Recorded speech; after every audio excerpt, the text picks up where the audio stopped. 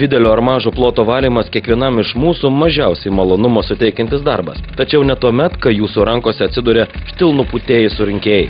Jų esama dviejų tipų, kurių pirmasis tai profesionalūs nuputėjai dedami ant dirbančiojo nugaros. Šis prietaisas ypač galingų oro srautų nupučia didelių šiukšlių, lapų ar kitų nešvarumų kiekius į vieną vietą. Švaros įspūdį profesionalų štilputikliai paliks ne tik, pavyzdžiui, po didelio viešojo renginio, bet ir ten, kur nuo paviršių ir takų reikia nušluoti lapus, nupjautą žolę ar medžių sėklas.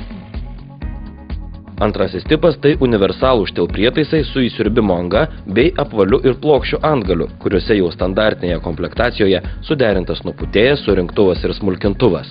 Rankose nešiojami įrenginiai idealiai tinka lapų ir kitų palaidų bei lengvų šiukšlių iš kampų, rūsių, vamzdžių, takų, lysvių surinkimai. Į komplektaciją įeinantys pūtimo vamzdžiai, jūsų surinktuva smulkintuvą akimirksniu gali pakeisti pūtikliu. Tiek pagal kiekvieną užduotį, tiek netgi pagal dirbančiojo ūgį galima pritaikyti pūtimo vamzdžio ilgį. Nuodugniam valymui skirtas štil nuputėjęs surinkėjas unikalus savo konstrukcija. Pavyzdžiui, surenkant sausus lapus, štil surinktuve esantis smagratis su smulkinimo peiliu sumažina sausų lapų kiekį iki 1/14 buvusio tūrio ir optimaliai užpildo didelį surinkimo maišą. O tai savaime aišku yra ypač patogu. Kas kelias minutes nereikia bėgioti ištuštinti maišo, taip švaistant jėgas vėjais.